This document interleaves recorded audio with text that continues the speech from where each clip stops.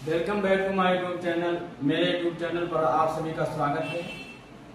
जैसा कि हम अपने यूट्यूब चैनल के माध्यम से आप लोगों को भौतिक विज्ञान की अभी तैयारी करा रहे हैं, क्योंकि समय का अभाव होने के कारण हम वीडियो बना नहीं पा रहे हैं इस समय, इसलिए एक एक वीडियो हर चैप्टर में चैप्टर वाइज पढ़ाई जाएंगी।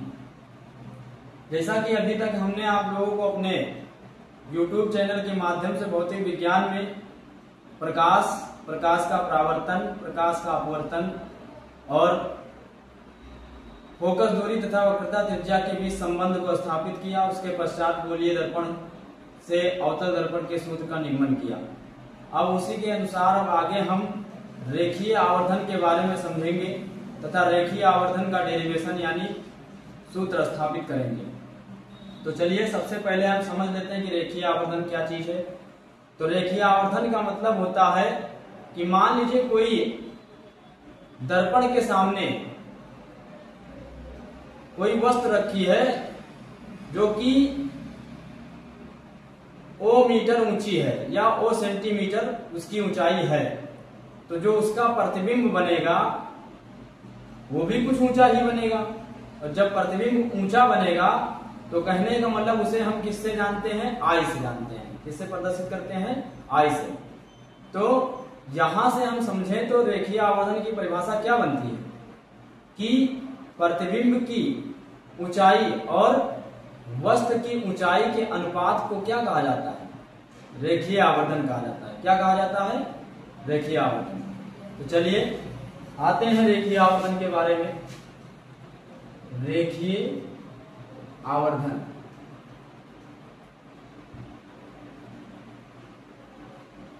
रेखीय आवर्धन को हम किससे पहचानते हैं? एम से। यानी एम इसकी क्या है?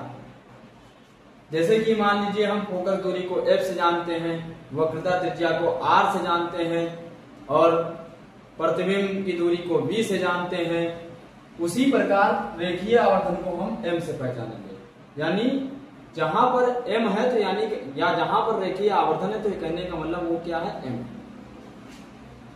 अब रेखीय आवर्धन की जो परिभाषा होती है वो क्या होती है कि वस्तु की ऊंचाई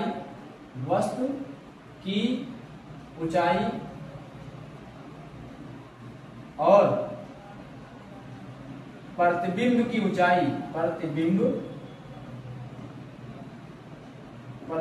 की ऊंचाई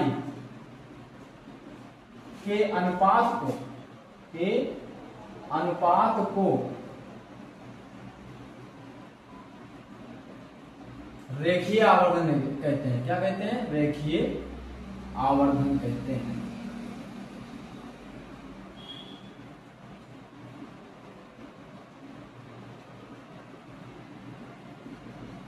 समझ में आई बात? यानी वस्तु की ऊंचाई जो होगी उसका अनुपात उसके बटे में क्या होगा? प्रतिबिंब की ऊंचाई। यानी कहने का मतलब क्या हो जाएगा? m बराबर आई अपान ओ। क्या हो जाएगा? m बराबर आई अपान ओ। ये क्या है? प्रतिबिंब की ऊंचाई है, ये है वस्तु की ऊंचाई। तो आई अपान ओ, m बराबर आई अपान ओ। अब यहां से हम डेरिवेशन करेंगे। मान लिया गया कि एक हमने कल जब आप लोगों को अवतल दर्पण के लिए सूत्र का निगमन किया था तो उसमें बनाया गया था चित्र, उसी के अनुसार समझिए। ये क्या है? दर्पण का ध्रुव P है और ये है मुख्य अक्ष। क्या है? मुख्य अक्ष। और ये है दर्पण का केंद्र, कहने का मतलब सेंटर। अब मुख्य अक्ष के सामने कोई वस्तु क्या रखी गई है? A और B, जिस पर एक आपतित किरण पड़ने के पश्चात, दर्पण से टकराने के पश्चात मुख्य अक्ष को फोकस F पर काटती है। जिस बिंदु पर काटती है उसको क्या कहते हैं? मुख्य फोकस कहते हैं। दूसरी किरण कहां से होकर के जाएगी? वक्रता केंद्र C से होकर के जाएगी और पुनः उसी मार्ग में वापस लौट जाएगी। अब यहां देखिए प्रतिबिंब कहां बनेगा? फिर वक्रता केंद्र C और मुख्य फोकस के बीच में। इसको हम क्या मानेंगे? A डैश और B डैश। समझ में आई बात? अब थोड़ा सा हम यहां से चित्र में हम परिवर्तन करते हैं। डॉट डॉट यहां से हम रेखा को मिलाते हैं दर्पण के ध्रुव से और इस वाली रेखा को भी मिलाते हैं हम कहां से? दर्पण के ध्रुव से।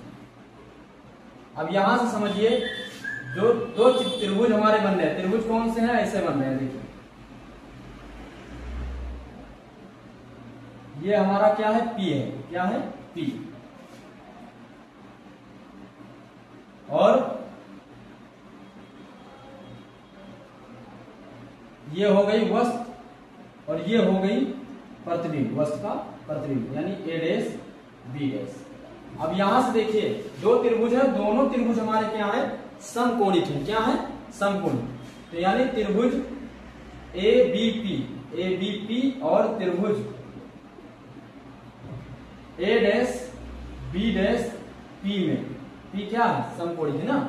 त्रिभुज ए बी पी और त्रिभुज ए डैश बी डैश पी क्या है, समकोणिक है, समकोणिक है।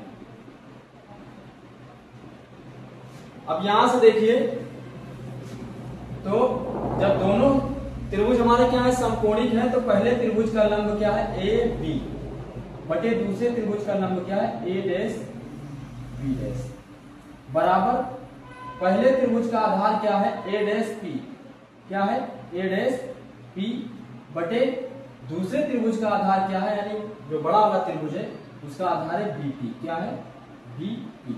तो यहां पर ए डैश पी डैश क्या है, ये है प्रतिबिंब की दूरी, किससे, दर्पण से, किससे है, दर्पण से प्रतिबिंब की दूरी, वो भी क्या है, अवतल दर्पण है तो माइनस में। और उसके पश्चात ये हमारा वस्तु है, तो वस्तु दर्पण के सामने रखी गई है, उत्तल दर्पण है, तो ये हो जाएगा माइनस यू। समझ में आई बात। अब यहाँ थोड़ा हम परिवर्तन करेंगे, पहले अपने समीकरण को समझेंगे कि ये ए डैश पी डैश क्या है, ये है हमारा प्रतिबिंब की दूरी। तो ए बी क्या है, ए बी क्या है, वस्तु, तो यानी इसके बराबर क्या होना चाहिए, इसके बराबर हमारा ए डैश बी डैश हो जाना चाहिए, क्योंकि यहाँ पर प्रतिबिंब की दूरी दी गई, तो यहाँ पर प्रतिबिंब की ऊंचाई होनी चाहिए। ये ए डैश बी डैश बटे क्या हो जाएगा, ए बी बराबर ए डैश पी बटे बी पी। अब चिन्ह सहित मान रखने पर, चिन्ह सहित मान रखने पर, जब चिन्ह सहित मान रखेंगे तो ए डैश बी डैश का मान क्या है, ये हमारा क्या है, प्रतिबिंब की लंबाई है। तो प्रतिबिंब की लंबाई क्या है, यानी ऊंचाई, तो ये आई है, क्या है, आई। तो अब यहां से हम समझेंगे कि जो प्रतिबिंब की ऊंचाई है वो क्या है, मुख्य अक्ष के नीचे है, और मुख्य अक्ष के नीचे जितनी भी चीजें होंगी, समझ रहे हो बात को, तो वो किस में ली जाएंगी, माइनस में ली जाएंगी। और जो मुख्य अक्ष के ऊपर रहती है उनको हम क्या लेते हैं, धनात्मक लेते हैं। नीचे रहेगा तो ऋणात्मक और ऊंचे रहेगा तो धनात्मक। तो कहने का मतलब यहाँ पर क्या हो जाएगा, माइनस आई, क्या होगा, माइनस आई। ए बी क्या है, मुख्य अक्ष के ऊपर है, तो माइनस आई बटे ओ बराबर क्या हो जाएगा, ए डैश पी का मान क्या है, माइनस बी, और बी पी का मान क्या है, माइनस यू। ये इससे कट जाएगा, माइनस माइनस प्लस हो गया, तो minus I upon O equal to B upon U. I किसका है, किसकी ऊंचाई है, बी की ऊंचाई, तो यानी क्या हो जाएगा, आई अपान ओ, ये माइनस प्रतिबिंब की दूरी बी के पास आ जाएगा, तो माइनस बी अपान यू हो जाएगा। और ये किसका अनुपात है, आई अपान ओ। यहां बताइए ये वस्तु की ऊंचाई और प्रतिबिंब की ऊंचाई के अनुपात में है, तो यानी ये किसके बराबर है, एम के बराबर है, यानी देखिए आवर्धन के बराबर है, तो एम बराबर क्या हो जाएगा, I upon O equal to minus B upon U. ये हमारा क्या हुआ, रेखीय आवर्धन का सूत्र हुआ। अब अगर दर्पण के सूत्र से हम समझेंगे, तो दर्पण का सूत्र क्या होता है, 1/f बराबर 1/b प्लस 1/u। तो दर्पण के सूत्र में रेखीय आवर्धन क्या बनेगा, तो उसके लिए क्या हो जाएगा हमारा कि हम मान लीजिए पहले इसमें हम किससे गुणा कराते हैं, बी से कराते हैं। तो ये बी से जब गुणा होगा दोनों पक्षों में, तो कहने का मतलब क्या बन जाएगा हमारा, बी से बी कैंसिल हो जाएगा, तो 1/f बराबर ये हो जाएगा 1 प्लस इधर v अपान u। अब देखिए यहां पर देखा जाए तो क्या हो जाएगा, अगर हम क्या करते हैं, अगर समीकरण में v से भाग करते हैं या गुणा करते हैं, पहले देखते हैं।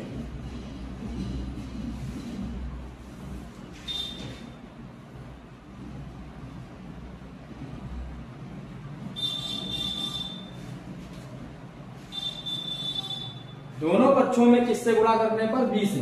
दोनों पक्षों में b से गुणा करने पर, b से गुणा करने पर तो b से जब गुणा होगा तो b अपान f बराबर b अपान b प्लस b अपान u हो जाएगा। b से b कैंसिल हो जाएगा। अब बचा क्या हमारे पास? b अपान f और उसके बाद में प्लस 1 प्लस b अपान u। अब देखिए b अपान u बराबर ये क्या हो जाएगा? 1/1, ये प्लस का 1 है, 1 ये माइनस का हो जाएगा b अपान f। अगर हम मान लीजिए इसको ऐसे नहीं करते हैं तो b अपान u ऐसे रहेगा और b अपान f के पास हम क्या लेकर के जाएंगे? माइनस का 1 लेकर, प्लस का 1 है इधर जाएगा माइनस का 1। अब b अपान u बराबर क्या हो जाएगा? b माइनस f बटे क्या हो जाएगा? f। और b अपान u किसके बराबर है? m के बराबर। तो यानी m बराबर b अपान u बराबर b माइनस f बटे क्या हो जाएगा? ये किसका है? दर्पण के लिए रेखीय आवर्धन का सूत्र।